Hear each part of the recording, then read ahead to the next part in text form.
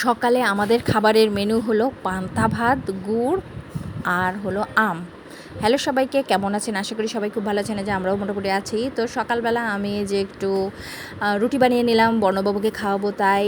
আর এদিকে আবহাওয়াটাও খুব মেঘলা, কয়েকদিন ধরে মেঘলা আবহাওয়া হচ্ছে, কিন্তু বৃষ্টি হচ্ছে না। আজকে ঈদের দিন, তো সকাল সকালে একটু রুটি বানিয়ে নিলাম। এবার গ্যাসও আছে, ঈদের দিন তো গ্যাস আছে।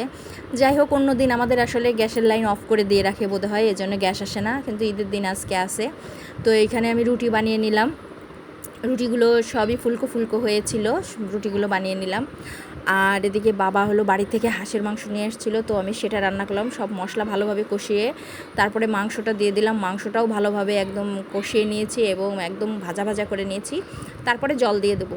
তো এটা হলো দুপুরবেলা খাবো, তা ভাবলাম যে গ্যাস আছে তো রান্না করে ফেলি, আবার গ্যাস থাকে কি না থাকে।